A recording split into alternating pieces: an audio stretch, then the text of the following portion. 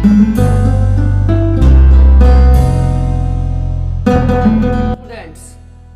यहाँ पर एक सवाल है जो बोर्ड एग्जामिनेशन में अक्सर पूछा जाता है।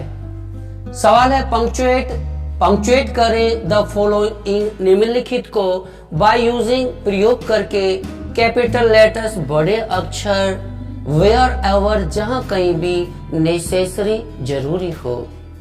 यहाँ पर ये सेंटेंस सरासर गलत है और सरासर गलत किस तौर पर है कि जो इसमें आवश्यक चिन्ह लगने चाहिए वो नहीं लगे हैं, जहां आवश्यक कैपिटल लेटर होना चाहिए वो नहीं आया है और इन चीजों को ही सही करने को पंक्चुएट करना कहा जाता है और इस प्रोसेस को पंक्चुएशन कहा जाता है। तो हम देखते हैं the teacher said to Mohan, teacher ने मोहन से कहा look at the board, board पर देखो।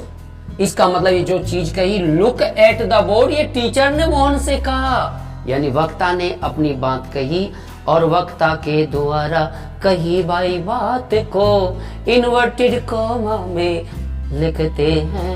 ये डायरेक्ट स्पीच का रूप होता है, फॉर्म होता है। तो आप पहले तो यहीं से सरासर गलत हो रहा है, शुरुआत ही गलत हो गया है। वाक्य का पहला अक्षर बड़ा लिखे द टीचर, अध्यापक ने सेड कहा, अध्यापक ने कहा टू, यहाँ पर मोहन एक नाम है, किसी भी प्राणी का नाम हो, किसी भी जगह का नाम हो, उसका पहला अक्षर बड़ा होना चाहिए, वो कैपिटल होना चाहिए। That word should be written with capital letter, यानी first letter of the word should be written in capital.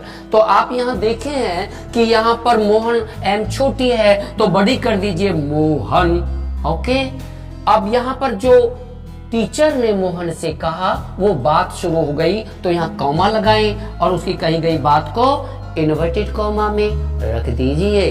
तो यहाँ देखा लुक, एल छोटा है बड़ा करिए क्योंकि इन्वर्टेड कॉमा में भी ये वाक्य शुरू हो रहा है और आप जानते हैं किसी भी वाक्य का पहला अक्षर बड़ा होना चाहिए, हमेशा कैपिटल लेटर होना चाहिए सेंटेंस का पहला लेटर।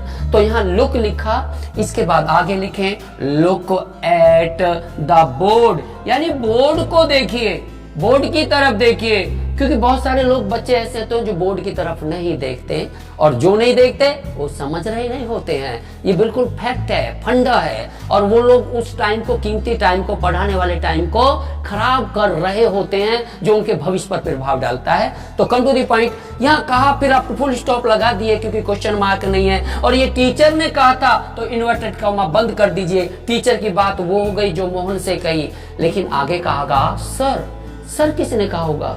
मोहन ने कहा होगा, अध्यापक से कहा होगा sir I shall be careful, मैं सावधान रहूंगा इन फ्यूचर, भविष्य में।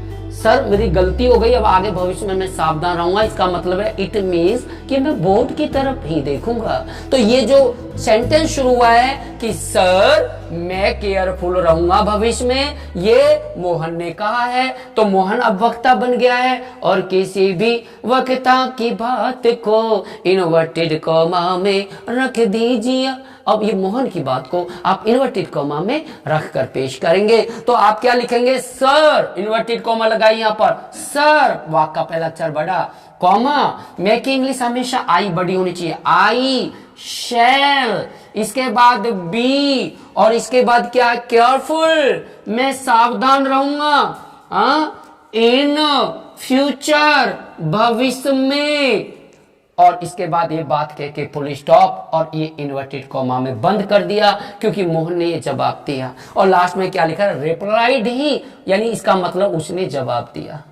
इसको ऐसे लिख सकते थे ही रिप्लाइड, उसने जवाब दिया, फिर कॉमा, फिर इन्वर्टेड कॉमा लगाते कि I shall be careful in future, मैं भविष्य में सावधान रहूंगा। लेकिन जो ही रिप्लाइड है इसको लास्ट में, जैसे ही सेड को लास्ट में सेड ही लिख दिया गया था, याद है ना? ऐसे ही रिप्लाइड को लास्ट में रिप्लाइड ही लिखा जा सकता है। तो यहां पर आप लिख दीजिए रिप्लाइड, REPLID, रिप्लाइड ही, उसने, और फुल स्टॉप। इस प्रकार आप लोगों ने देखा कि आपका जो दिया हुआ वाक्य था वो पंक्चुएट हो चुका है। यही प्रक्रिया पंक्चुएशन कहलाती है। Thank you.